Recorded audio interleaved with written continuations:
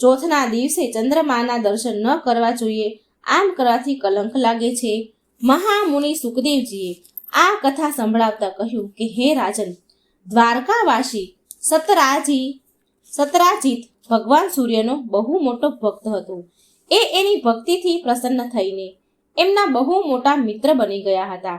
ભગવાને પ્રસન્ન થઈને સૂર્યદેવે બહુ પ્રેમથી એને એક સમયંતક મણી આપી હતી.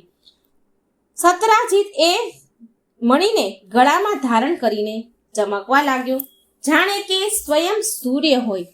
જ્યારે સતરાજીત દ્વારિકા આવ્યા તો તે અત્યંત તેજસ્વીના કારણે લોકો તેને ઓળખી ન શક્યા. દૂરથી જ એને જોઈને લોકોની આંખો અંજાઈ ગઈ. લોકોને એવું લાગ્યું કે સતરાજીત સ્વયં ભગવાન સૂર્ય આવી રહ્યા છે. એ લોકોએ ભગવાન શ્રી કૃષ્ણ પાસે જઈને, દ્વારકાવાસીઓ બધા ભગવાન શ્રી કૃષ્ણ પાસે ગયા અને એ વાતની સૂચના આપી. એ સમયે ભગવાન શ્રી કૃષ્ણ 64 બાજી રમી રહ્યા હતા. એ બધા જ પુરુષોની વાત સાંભળીને કમળ નયન ભગવાન શ્રી કૃષ્ણ હસવા લાગ્યા. તેમણે કહ્યું કે એ સૂર્ય નથી, એ સતરાજીત છે, જે મણીના કારણે આટલો ચમકી રહ્યો છે. અને આમ સતરાજીત એના સમૃદ્ધ ઘરમાં ચાલ્યો ગયો. ઘરમાં એના શુભ આગમન માટે મંગળ ઉત્સવ મનાવવામાં આવતા હતા. તેણે બ્રાહ્મણો દ્વારા સમયંતક મણીને દેવ મંદિરમાં સ્થાપિત કરી દીધો. હે રાજન, સુખદેવજી કહે છે પરીક્ષિત રાજાને કે હે રાજન, મણી રોજ 8 ભાર સોનું આપતી હતી અને જ્યાં એ પૂજિત થઈને રહેતી હતી ત્યાં દુર્ભાગ્ય, મહામારી, ગ્રહ પીડા, માનસિક પીડા, શારીરિક પીડા, વ્યાધિ, ભય તથા માયાવી શક્તિ વગેરેનો ઉપદ્રવ વગેરે કોઈ અશુભ થતું ન હતું. એકવાર ભગવાન શ્રી કૃષ્ણએ મજાકમાં સતરાજીતને કહ્યું કે હે સતરાજીત, તું આ મણી મને આપી દે ને. આ સાંભળી સતરાજીતે એમ વિચાર્યું મનમાં કે ભગવાન શ્રી કૃષ્ણ એમની મણીને મેળવવા માંગે છે અને એ કોઈ પણ પ્રકારે મારું આ મણી ચોરી કરી જ લેશે. હવે આમ એક દિવસની વાત છે કે સતરાજીતનો ભાઈ પ્રસિન્ન એ પરમ પ્રકાશ મણીને તેના ગળામાં ધારણ કરી લે છે અને પછી ઘોડી ઉપર સવાર થઈને શિકાર કરવા વનમાં જાય છે. ત્યાં એક સિંહે ઘોડા સહિત પ્રસિન્નને મારી નાખ્યો. એ મણીને લઈ લીધી અને એ હજી પર્વતની ગુફામાં પ્રવેશ કરી જ રહ્યો હતો. સિંહ કે મણી માટે રીંછ રાજ જામવંતે એને સિંહને મારી નાખ્યો. તેમણે એ મણી એની ગુફામાં લઈ જઈને એમની પુત્રીને રમવા માટે આપી દીધું. હવે પોતાના ભાઈ પ્રસિન્નના પાછા ન આવવાથી એમના મોટા ભાઈ સતરાજીતને બહુ દુઃખ થયું. એ કહેવા લાગ્યા કે બની શકે કે શ્રી કૃષ્ણએ મારા ભાઈને મારી નાખ્યો હોય, કેમ કે એ મણી ગળામાં નાખીને વનમાં ગયો હતો. સતરાજીતની આ વાત સાંભળીને લોકો એકબીજાના કાનમાં કાનાફૂસી કરવા લાગ્યા, ચર્ચા કરવા લાગ્યા. જ્યારે ભગવાન શ્રી કૃષ્ણએ સાંભળ્યું કે આ કલંકનો ચાંદલો મારા માથે લાગ્યો છે, તો એ કલંકને મટાડવા માટે નગરના અમુક સત્પુરુષોને સાથે લઈને ભગવાન શ્રી કૃષ્ણ પ્રસિન્નને એટલે કે સતરાજીતના નાના ભાઈને વનમાં શોધવા માટે ગયા. આ બધા તો ભગવાન શ્રી ગણેશની માયા હતી. આ બધું જે થઈ રહ્યું હતું એ ભગવાન ગણેશની માયા હતી. તેમણે ચંદ્રમાને શ્રાપ આપ્યો હતો કે જે પણ નર નારી ભાદરવા માસની શુક્લ પક્ષની વિનાયક ચતુર્થીના દિવસે ચંદ્ર દર્શન કરશે એને મિથ્યા કલંક લાગશે. તો આ કારણે ભગવાન શ્રી કૃષ્ણ એમની ગાયનું દૂધ દોહી રહ્યા હતા. એ જ સમયે તેમણે ભરેલા દૂધના પાત્રમાં ચંદ્રમાનો પડછાયો જોઈ લીધો હતો. આ કારણથી એમને કલંક લાગ્યો. એ કલંકને મટાડવા પ્રસિન્નને શોધવા માટે શ્રી કૃષ્ણ વનમાં ગયા. ત્યાં શોધતા લોકોએ જોયું કે એક સિંહ જંગલમાં પ્રસિન્ન અને તેના ઘોડાને મારી નાખ્યો છે. જ્યારે એ બધા એ સિંહના પગના નિશાન જોઈને આગળ વધ્યા તો તેમણે એ પણ જોયું કે પર્વત પર રીંછે સિંહને પણ મારી નાખ્યો છે. હવે ભગવાન શ્રી કૃષ્ણએ બધા લોકોને તે રીંછની ગુફાની બહાર બેસાડી દીધા અને એકલા જ ઘોર અંધકારમય રીંછ રાજની ભયંકર ગુફામાં જઈને જોયું તો શ્રેષ્ઠ મણી સમયંતકને જામવંતીની પુત્રી રમી રહી હતી. ભગવાન શ્રી કૃષ્ણ એને લેવા માટે એ કન્યા પાસે જઈને ઊભા રહ્યા. હવે એ ગુફામાં એક અપરિચિત એટલે કે અજાણ વ્યક્તિને જોઈને એ રીછની કન્યા જામવંતી ડરવા લાગી અને ચીસો પાડવા લાગી, જોર જોરથી બૂમો પાડવા લાગી. હવે તેની ચીસો સાંભળીને પરમ બલી રીછ રાજ જામવંત ક્રોધિત થયા અને ત્યાં દોડીને આવ્યા. હે રાજન, સુખદેવજી કહે છે પરીક્ષિતને, હે રાજન, જામવંત એ સમયે કોપિત થઈ રહ્યા હતા. તેને ભગવાન શ્રી કૃષ્ણ છે અને એનો મહિમાની તેને એ સમયે ખબર ન પડી. તેને એક સાધારણ મનુષ્ય સમજીને તેના સ્વામી ભગવાન શ્રી કૃષ્ણ સાથે યુદ્ધ કરવા લાગ્યા. જે પ્રકારે માંસ માટે બે બાજ આપસમાં ઝઘડે છે એવી જ રીતે ભગવાન શ્રી કૃષ્ણ અને જામવંત આપસમાં યુદ્ધ કરવા લાગ્યા. પહેલા તો તેમણે અસ્ત્ર શસ્ત્રનો પ્રહાર કર્યો, પછી શિલાઓનો પ્રહાર કર્યો, ત્યાર પછી એક વૃક્ષ ઉપાડીને એકબીજા ઉપર ફેંકવા લાગ્યા. અંતમાં એ બંને વચ્ચે ઘોર યુદ્ધ થયું, બરાબર યુદ્ધ થવા લાગ્યું. સુખદેવજી કહે છે, હે રાજન, વ્રજ પ્રહારના સમાન કઠોર ઘોષો નો ઘાથી જામવંતના શરીરમાં, કઠોર વજ્ર પ્રહારના જામવંતના શરીરમાં એક સાંધા તૂટી ગયા. બધા શરીર ભાંગી પડ્યું, શરીર પરસેવાથી લથપથ થઈ ગયું. ત્યારે તેમણે અત્યંત વિસ્મિત ચકિત થઈને જામવંતે ભગવાન શ્રી કૃષ્ણને કહ્યું, હે પ્રભુ, હું તમને જાણી ગયો છું કે તમે જ બધા પ્રાણીઓના જીવના રક્ષક પુરાણ પુરુષ ભગવાન વિષ્ણુ છો. તમે જ બધા પ્રાણ ઇન્દ્રિયોનું બળ મનોબળ શરીરમય છે. આપ સૃષ્ટિના રચિતા બ્રહ્મામાં આદિને બનાવવા વાળા છો. બનાવેલા પદાર્થમાં પણ સપ્તાહ વૃક્ષમાં પણ તમે જ બિરાજમાન છો. કાળનો જેટલો પણ અવયવ છે એના નિયામક પણ તમે જ છો. પ્રભુ, મને યાદ છે કે શ્રી રામ અવતારમાં તમે તમારા નેત્રોમાં જરા એવો ક્રોધનો ભાવ વ્યક્ત કરીને કતરાતી નજરે સમુદ્ર તરફ જોયું હતું. તો એ જ સમયે સમુદ્રમાં રહેનારા મોટા મોટા નાગ ઘડિયાળ ક્ષીણ થઈ ગયા હતા અને સમુદ્રએ તમને માર્ગ આપ્યો હતો. રામ અવતારમાં તમે એના ઉપર સેતુ બનાવીને સુંદર યશની સ્થાપના કરી હતી તથા લંકાનો વિધ્વંસ કર્યો હતો. તમારા બાણોથી રાક્ષસોના માથા પૃથ્વી પર પડી ગયા હતા. હવે તમે મારા એ જ રામ શ્રી કૃષ્ણના રૂપમાં આવ્યા છો. હે રાજન, સુખદેવજી કહે છે પરીક્ષિત રાજાને કે હે રાજન, જ્યારે રીછ રાજે જામવંત ભગવાનને ઓળખી લીધા ત્યારે કમળ નયન શ્રી કૃષ્ણએ તેના પરમ કલ્યાણકારી શીતળ કર કમળને તેમના શરીર પર ફેરવી દીધું. જામવંતના શરીરે ફેરવ્યું અને પછી શ્રી કૃષ્ણએ ગંભીર વાણીમાં એમના ભક્ત જામવંતને કહ્યું કે હે રીછરાજ, હું મણી માટે જ તમારી આ ગુફામાં આવ્યો છું. આ મણી દ્વારા મારા પર લાગેલા ખોટા કલંકને મટાડવા માંગુ છું. ભગવાનના આવું કહેવાથી જામવંત બહુ આનંદથી એમની પૂજા કરવા માટે બહુ આનંદથી એમની કન્યા જામવંતી કન્યા કુમારીને મણી સાથે શ્રી કૃષ્ણના ચરણમાં સમર્પિત કરી દીધી. ભગવાન શ્રી કૃષ્ણએ જે લોકોને ગુફાની બહાર ઊભા રાખ્યા હતા તે લોકોને 12 દિવસ થઈ ગયા હતા ભગવાનની રાહ જોતા, પણ એ લોકોને થયું કે હજી સુધી પ્રભુ ગુફામાંથી નથી આવ્યા, માટે અત્યંત દુઃખી થઈને દ્વારકા પાછા એ બધા ચાલ્યા ગયા. માતા દેવકી, રૂકમણી, વસુદેવજી તથા અન્ય કુટુંબીજનોએ આ વાતની ખબર પડી કે શ્રી કૃષ્ણ ગુફામાંથી નથી નીકળ્યા તો તેમણે બધાને બહુ શોક થયો.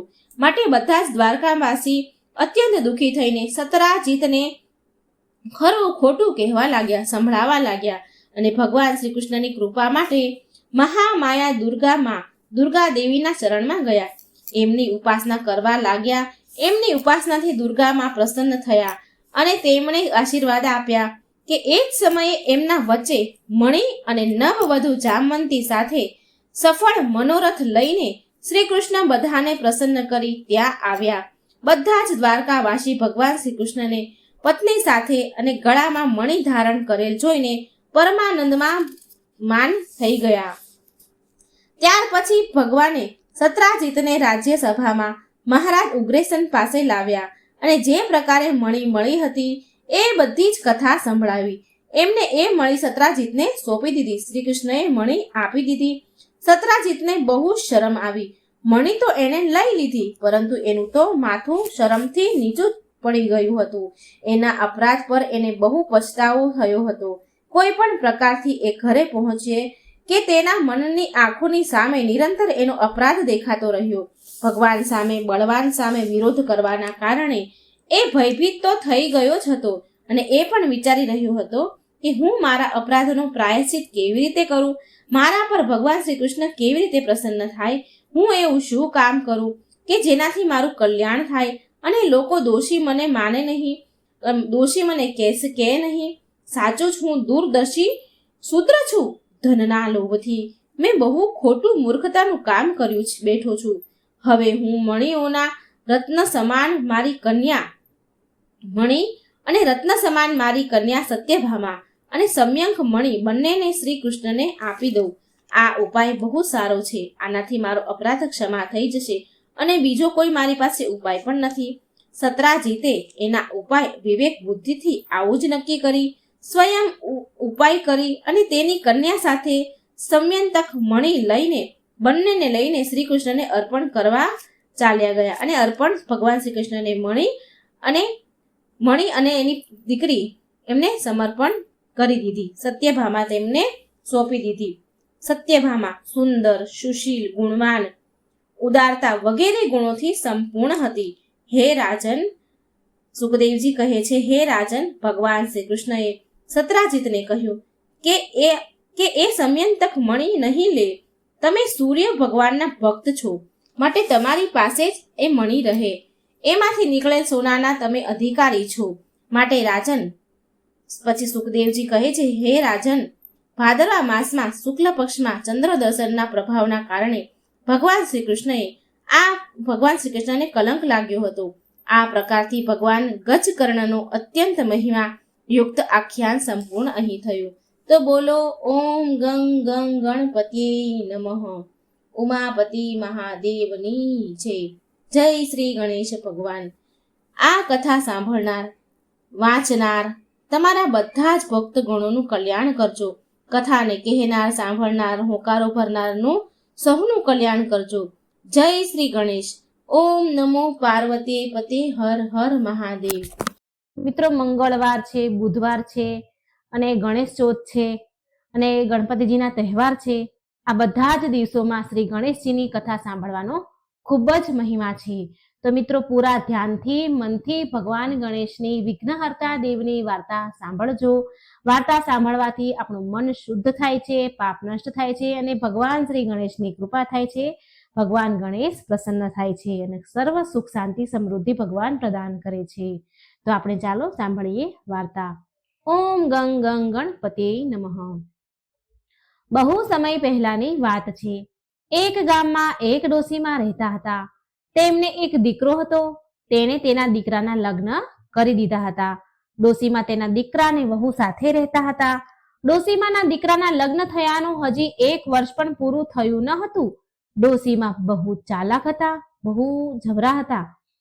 તેમની વહુને તેનું ખાવા પીવાનું, રહેવાની રીત તેમને બિલકુલ પસંદ ન હતી. એની વહુ સારા ઘરની હતી એટલે એનું ખાવા પીવાનું બધું સારું હતું, પણ આ બધી વસ્તુ એને ડોશીમાને પસંદ ન હતી. એ તેમની વહુ પાસે બધું જ કામ કરાવતા ઘરના, અને પછી વહુને સવારની વાસી રોટલી સાંજે ખાવા આપે અને સાંજની વાસી રોટલી સવારે ખાવા આપે. વહુ તો એના પિયરમાં બહુ લાડ પ્રેમથી ઉછરી હતી, અને જ્યારે તે એના પિયરમાંથી તેની સાસરે આવી તો તેની સાસુનો સ્વભાવ ઘણો ખરાબ, બહુ આકરો સ્વભાવ હતો. તેણે તેના પિયરમાં, એ વહુએ તેના પિયરમાં ક્યારેય વાસી રોટલી ખાધી ન હતી, અને અહીં તો સાસરીમાં હંમેશા ઠંડી જ રોટલી ખાવા આપે એની સાસુમાં. હવે બિચારી વહુ તો શું કરે? વહુથી તો ઠંડી રોટલી ખવાતી ન હતી, એને ઠંડી રોટલી ભાવતી ન હતી. માટે વહુ રોજ એક રોટલી ખાઈને ઊભી થઈ જાય, રોજ એક રોટલી ખાઈને એ રહેતી હતી. વહુ રોજ કૂવે પાણી ભરવા જતી હતી. કૂવે તો ગામની બધી સ્ત્રીઓ ભેગી થતી અને વાતો કરતી. કે આજે તેમણે શું શું ખાધું, શું શું પકવાન બનાવ્યા. બધી જ સ્ત્રીઓ વાતો કરે, પણ જે આ વહુ છે એ બિચારી કઈ જ ન બોલે. એક દિવસની વાત છે. ગણેશ ચોથનો દિવસ હતો. બધી સ્ત્રીઓ કુવા પર બેસીને વાતો કરી રહી હતી કે આજે અમે તો ગણેશ ચતુર્થી હતી એટલે ખીર પૂરી બનાવ્યા. કોઈ કહે અમે માલપુડા બનાવ્યા, કોઈ કહે અમે દાળ ભાત રોટલી શાક શીરો આવું બનાવ્યું. બધા જ નવા નવા પકવાનની વાતો કરે, પણ આ બિચારી વહુ ચૂપચાપ બધાની વાતો સાંભળે. બોલે તો બિચારી શું બોલે. પછી આ ડોસીમાની વહુને બધી સ્ત્રીઓએ પૂછ્યું. બધાની વાત સાંભળી રહી હતી એટલે બધી સ્ત્રીઓએ એ ડોસીમાની વહુને પણ પૂછ્યું કે અરે બેન, તું કેમ ચૂપચાપ બેઠી છો? તું પણ કહે કે આજે તારા ઘરે શું પકવાન બન્યા હતા, તે શું ખાધું? તો ડોસીમાની વહુ બોલે, બહેનો, મારી સાસુ તો મને રોજ સવારની રોટલી સાંજે અને સાંજની વાસી રોટલી સવારે ખાવા આપે છે. લગ્ન પછી તો મેં ક્યારેય તાજું ગરમ ભોજન ખાધું નથી. મેં જોયું નથી ગરમ ભોજન કે મેં ચાખ્યું પણ હોય. હું તો ગરમ ભોજનનો સ્વાદ જ ભૂલી ગઈ છું. હું કેવી રીતે જાણું ગરમ રોટલીનો સ્વાદ કેવો હોય? હું તો આટલા દિવસથી જ્યારથી પરણીને આવી છું ત્યારથી વાસી રોટલી ખાઈને જીવી રહી છું. હું શું કહું તમને? આ સાંભળીને એ સ્ત્રીઓમાંથી એક સ્ત્રી હતી જે તેની પાડોશણ હતી. તેને વહુ પર બહુ જ દયા આવી ગઈ અને એ બોલી, બહેન, તું ચિંતા ના કર, હું તારા ઘરે આવીશ અને ભોજન માટે હું તને નિમંત્રણ આપી જઈશ. ગરમ ભોજન ખાવા માટે તું મારા ઘરે આવજે, હું તને નિમંત્રણ આપીશ. કાલે તું મારા ઘરે આવજે, હું તને ગરમ ગરમ ખીર પૂરી માલપુડા બધું જ ખવડાવીશ. પછી બીજા દિવસે આવી વાત થઈ કુવા પર. પછી બીજા દિવસે એ પાડોશણ એ ડોસીમાના ઘરે આવી અને વહુની સાસુ છે, જે ડોસીમા છે, તેને એ પાડોશણ કહે છે કે માજી, મારે સૌભાગ્યવતી સુહાગન સ્ત્રીઓને જમાડવાની છે, તો તમે આજે તમારી વહુને ભોજન કરવા માટે મોકલશો? ડોસીમા બોલ્યા, સારું, હું મારી વહુને તમારા ઘેર જમવા મોકલીશ. પછી જેવી પાડોશણ તેના ઘરે ગઈ એટલે વહુ પાડોશણના ઘરે જમવા માટે તૈયાર થાય છે અને ઘરમાંથી નીકળવાની તૈયારી કરે છે. તો તેની સાસુ બોલી, અરે વહુ ક્યાં જાય છે? જા, ઘરમાં પાછી જતી રહે, રૂમમાં ચાલી જા. આમ ડોસીમાએ વહુને રૂમમાં બંધ કરી દીધી અને પોતે પાડોશણના ઘરે ભોજન કરવા ચાલી ગઈ. પાડોશણે ડોસીમાને જોયા તો પૂછવા લાગ્યા કે અરે માજી, તમારી વહુ ક્યાં છે? એ કેમ ન આવી? ડોસીમા તો બહુ ચાલાક જ હતા. એને ખૂબ હોશિયારીથી જવાબ આપ્યો. કહે છે કે મારી વહુને આજે તો બહુ પેટમાં દુખતું હતું, માટે હું ભોજન કરવા આવી અને એ ઘરે સૂઈ ગઈ છે.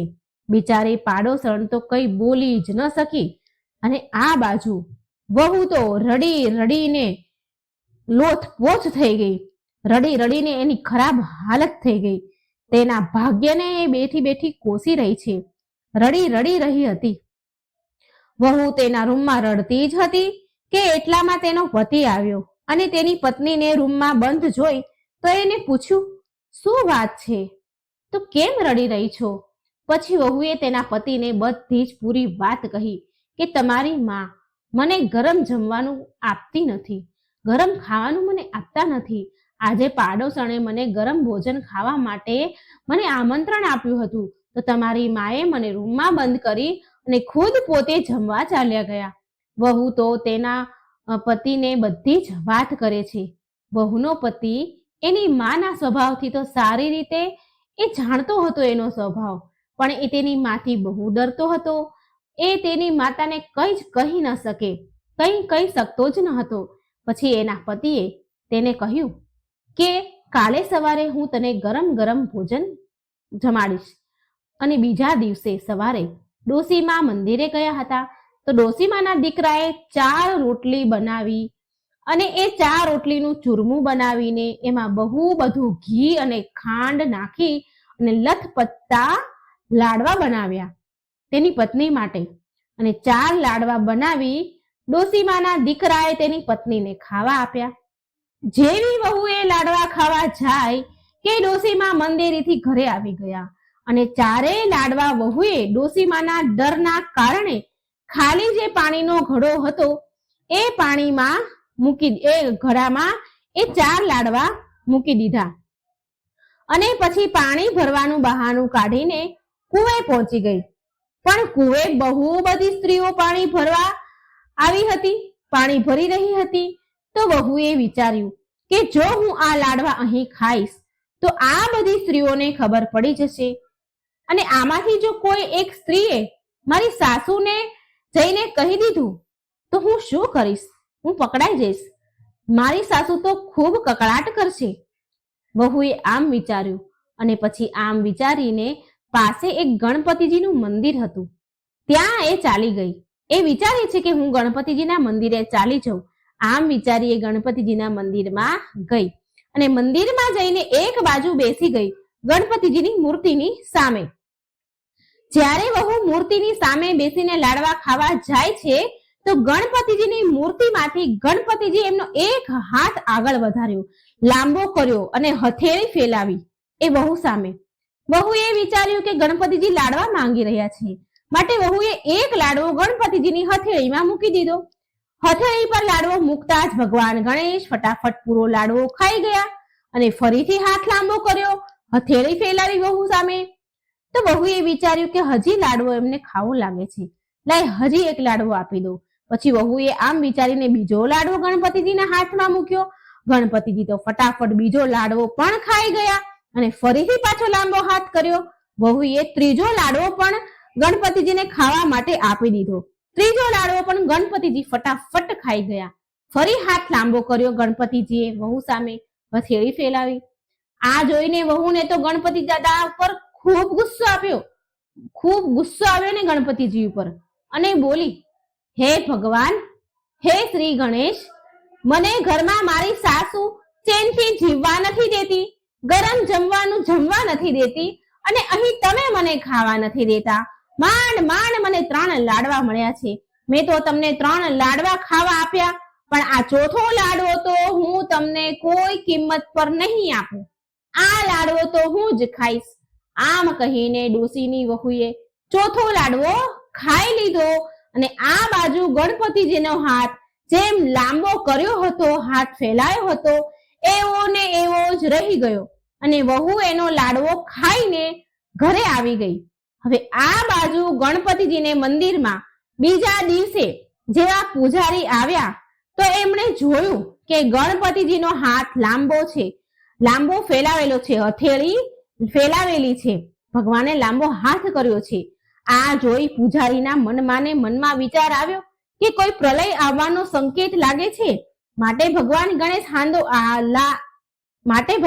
ગણેશ હાથ લાંબો કરી રહ્યા છે.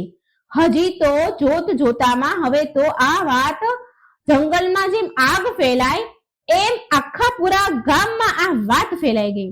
ધીરે ધીરે આ વાત ગામમાં ફરતી ફરતી રાજાના મહેલ પર પહોંચી ગઈ. જ્યારે રાજાને આ વાતની ખબર પડી તો રાજાએ પૂજારીને બોલાવ્યા મહેલમાં અને પૂછ્યું કે શું વાત છે પૂજારીજી?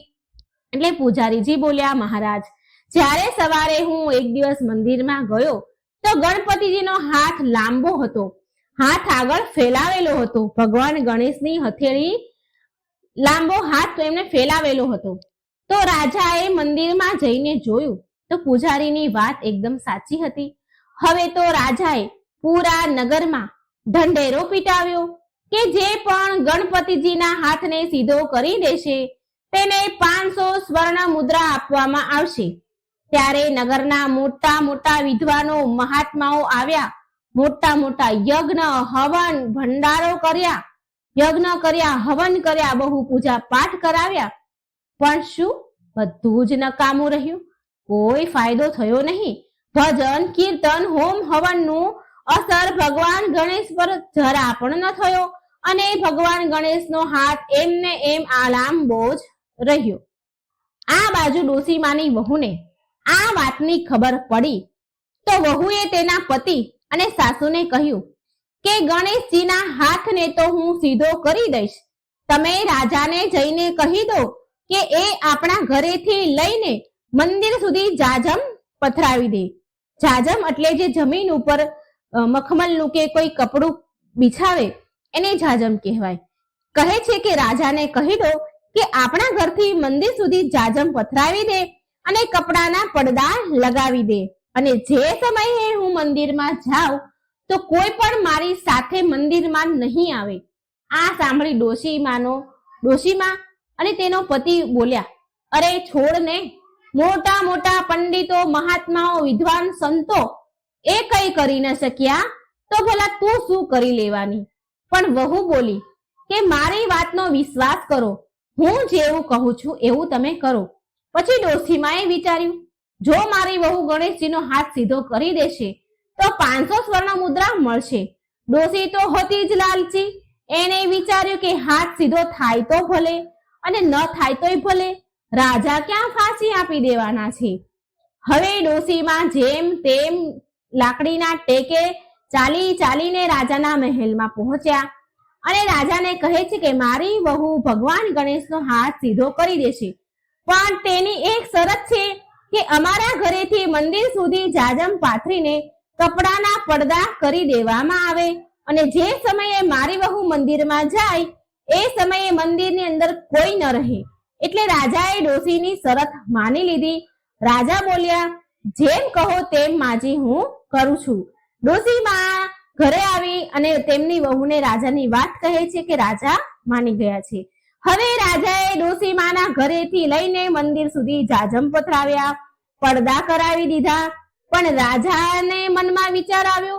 એને મનમાં એવું વિચાર્યું કે મારે તો સંતાઈને જોવું જ જોઈએ કે આ શું વાત છે આખરે. આમ વિચારી રાજા તો પહેલેથી જ વહુ પહોંચે એ પહેલા મંદિરમાં સંતાઈને બેસી ગયા. હવે આ બાજુ જ્યારે ડોશીમાની વહુ મંદિરમાં આવી તો તેને આવીને મંદિરના દરવાજા અંદરથી બંધ કરી દીધા અને ગણપતિજીને કહેવા લાગી કે હે પ્રભુ, હે શ્રી ગણેશ, મને સવારનું ભોજન રાત્રે અને રાતનું ભોજન વાસી સવારે ખાવા મને મારા સાસુ આપે છે. જ્યારે પાડોશણે મને ગરમ જમવા માટેનું નોતરું આપ્યું ને તો મારી જગ્યાએ મારા સાસુ ચાલ્યા ગયા. પછી જ્યારે મારા પતિએ મને ચૂરમાના 4 લાડવા બનાવીને આપ્યા ખાવા માટે, તો એમાંથી પણ મેં તમને 3 લાડવા તમને ખાવા આપી દીધા.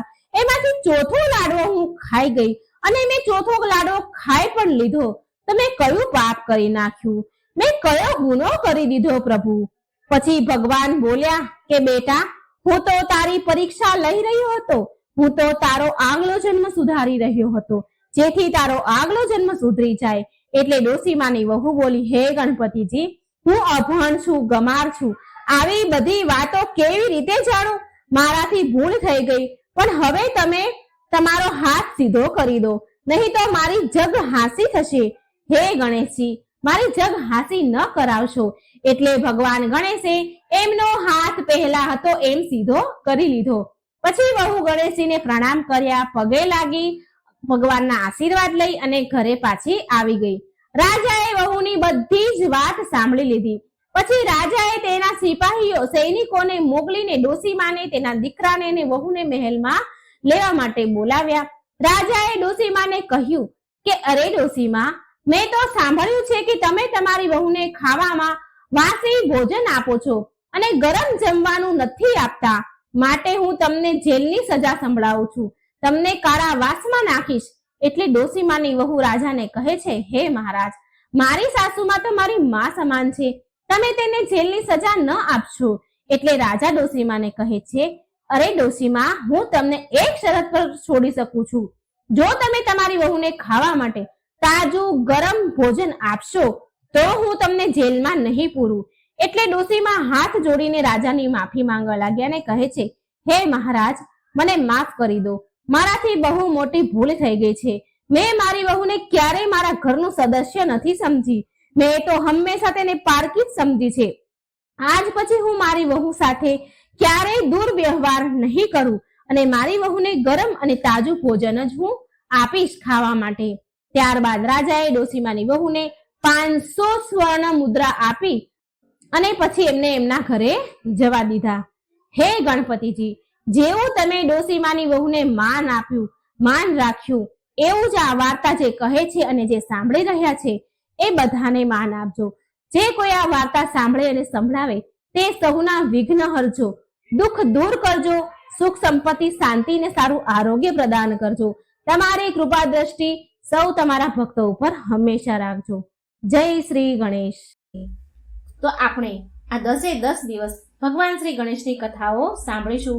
આપણું જીવન પવિત્ર કરશું. ભગવાન શ્રી ગણેશ આપણા દુઃખ દૂર કરશે, સુખ આપશે અને વિઘ્ન હરશે, સારું આરોગ્ય પ્રદાન કરશે. માટે મિત્રો, ઓમ શ્રી ગણેશાય નમઃ. શ્રીચંદ નામનો એક વ્યક્તિ ભગવાન ગણેશનો બહુ મોટો ભક્ત હતો. તે ભગવાન ગણેશના બુધવારનું વ્રત રાખે.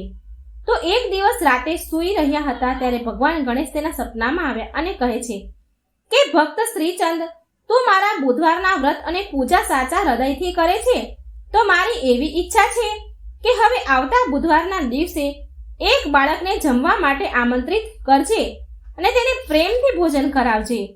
આમ કરીશ એટલે તારા ઘરમાં સુખ, સમૃદ્ધિ અને શાંતિનો વાસ થશે. આમ કહીને ભગવાન અંતર્ધ્યાન થઈ ગયા. બીજા દિવસે સવારે શ્રીચંદ ઉઠ્યો ત્યારે આ સપનાની વાત તેની પત્ની નિર્મલાને કહી.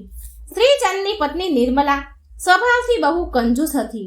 ક્યારે પણ કોઈને દાન પુણ્ય કરતી નહીં. એટલે નિર્મલા કહે છે, અરે શ્રીચંદને કહે છે કે શ્રીચંદને, અરે તમે પણ શું સપનાઓમાં વિશ્વાસ કરો છો? અરે આમ બાળકોને જમાડવાથી જો સુખ સમૃદ્ધિ આવે તો આપણા ભળ્યા ભંડાર હોત ને. જો તમે કહો છો એ પ્રમાણે જો દાન પુણ્યનું કાર્ય કરતા રહીશું તો જે થોડું ઘણું ઘરમાં છે ને એ પણ લૂંટાઈ જશે. આ સાંભળી શ્રીચંદ બોલ્યા, અરે નિર્મલા, એક જ બુધવારની તો વાત છે. એક બાળકને જ તો જમાડવાના છે. એક થાળી જો કોઈને જમાડી પણ દઈશું તો તારું શું બગડી જશે? એટલે નિર્મલા બોલી, ઠીક છે, બુધવાર તો આવવા દો, ત્યારે જોયું જશે. પણ શ્રીચંદને ખબર હતી કે નિર્મલા ફરીથી આ કાર્ય માટે આનાકાની કરશે જ. માટે ફરી શ્રીચંદ નિર્મલાને યાદ અપાવે છે, નિર્મલા, કાલે બુધવાર છે હો, તને યાદ છે ને? કાલે આપણે ભગવાન ગણેશના નામનું ભોજન કરાવવાનું છે એક બાળકને. તું એક કામ કરજે, કાલે કોઈ નાના બાળકને જમવા માટે આમંત્રણ આપી દેજે. આપણે તેને પ્રેમથી ભોજન કરાવીશું. નિર્મલા કંજૂસ અને ચતુર એટલે મનમાં ને મનમાં વિચારે છે કે કોઈ એક જ છોકરાને ખવડાવવાનું છે ને. છોકરું ચાહે મોટું હોય કે નાનું હોય, મતલબ તો જમાડવાનો છે. જો હું કોઈ નાના એવા બાળકને જમાડીશ તો એ ઓછું જમશે અને મારું ખાવાનું બચી જશે. સાંજના સમયે મેદાનમાં બહુ બધા બાળકો રમતા હોય છે. ત્યાં જઈને જોઈશ અને એક છોકરાને જમવા બોલાવી આવીશ. અને આ તરફ ભગવાન ગણેશ કૈલાસ પર બધું જ જોઈ રહ્યા છે અને નિર્મલાની મનોવૃત્તિ જાણી લે છે અને કહે છે કે અચ્છા, એક નાના એવા બાળકને જમાડવા માટે નિર્મલા તું આટલું બધું વિચારી રહી છે. હવે તો મારે પરીક્ષા કરવી જ પડશે. હવે તો મારે લીલા કરવી જ પડશે. મારા નામનું જ ભોજન છે, હું પાછળ કેમ હટું? મને જ આમંત્રણ છે. સાંજના સમયે મેદાનમાં છોકરાઓ રમી રહ્યા હોય છે. એટલે નિર્મલા મેદાનમાં સૌથી નાનું બાળક હોય તેને શોધવા લાગી. એટલે કૈલાસ પર્વત પર ગણેશજી વિચારે છે કે હવે મારે નાના બાળકનું રૂપ લેવું પડશે.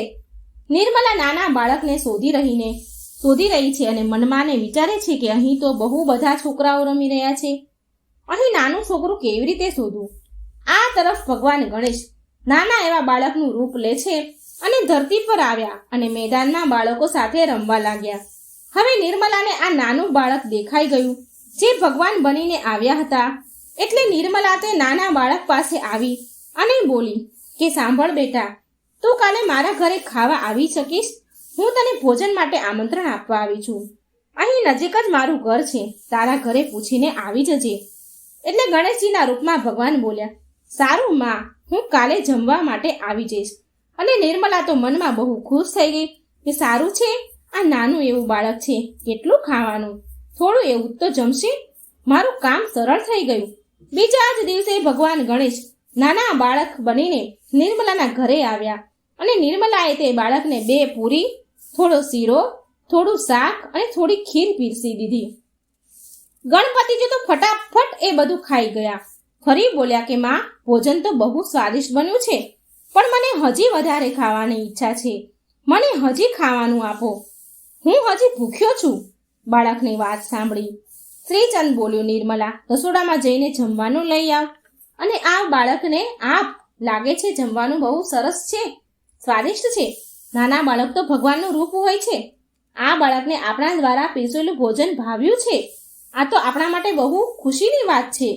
નિર્મલા બોલી, સારું બેટા, તો આ થોડી ખીર છે વાટકામાં, એ ખા, ત્યાં સુધી હું બીજું જમવાનું લઈ આવું. અને આમ નિર્મલા ભોજન બીજું લઈને પીરસે છે. જેવું નિર્મલા પીરસે એવું ભગવાન ગણેશ ખાઈ જાય. આમ જેટલું હતું, જેટલું નિર્મલાએ બનાવ્યું હતું, એ બધું જ શ્રી ગણેશ ખાઈ ગયા. બધું જ ભગવાન ખાઈ ગયા. અને ફરી નિર્મલાને કહે છે ગણપતિજી, માં, હજી ભૂખ્યો છું, મને ખાવા આપો. બાળકની વાત સાંભળીને નિર્મલાને કંઈ સમજમાં આવતું નથી. એ વિચાર કરે છે કે મેં તો જેટલું બનાવ્યું હતું એ બધું જ પીરસી દીધું, પણ હજી આ બાળક ધરાતો નથી. બધું જ ખાઈ ગયો તો પણ હજી ભૂખ્યો છે કરે છે. ભગવાનના રૂપમાં બાળક નિર્મલાને વારંવાર કહી રહ્યા છે કે માં, હજી ભૂખ લાગી છે, હજી ભૂખ્યો છું, ખાવા આપો. અને નિર્મલાને તો ગુસ્સો આવે છે અને બોલી કે હવે હું તને શું આપું? મેં જેટલું પણ ખાવાનું બનાવ્યું હતું એ બધું જ તને ખવડાવી દીધું, તું ખાયા જ કરે છે. એટલામાં શ્રીચંદ બોલ્યો, હે નિર્મલા, મને તો આ ચમત્કારી બાળક લાગે છે. અને આમંત્રણ નિર્મલા, અતિથિ તો ભગવાનનું રૂપ હોય છે. આમ પણ અતિથિ ભગવાન કહેવાય. આ બાળકની વાતને તો માનવી જ પડશે આપણે. આ જેમ કહે એમ આપણે કરવું જ પડશે. એટલામાં તે બાળક બોલ્યો, માં, હજી તમારા ઘરમાં ભોજન ખલાસ નથી થયું. ભંડાર ઘરમાં મગ અને ચોખા મૂક્યા છે, ઘરમાં દહીં છે, એ બધું જ લઈ આવો. નિર્મલા આ બાળકની વાત સાંભળીને વિચારવા લાગી કે આ બાળકને કેવી રીતે ખબર કે અમારા ઘરમાં ક્યાં શું મૂક્યું છે? કંઈ ખબર નથી પડી રહી કે આ શું થઈ રહ્યું છે. મને તો આ બાળક પર બહુ ગુસ્સો આવે છે. બહુ ખવડાવી દીધું, બધું જ ખાઈ ગયો, હજી ખાયા જ કરે છે. ભગવાનના રૂપમાં બાળક બોલે છે કે જે ઘરમાં જે દાળ હોય, જે ચોખા હોય તે બધું જ લઈ આવો માં.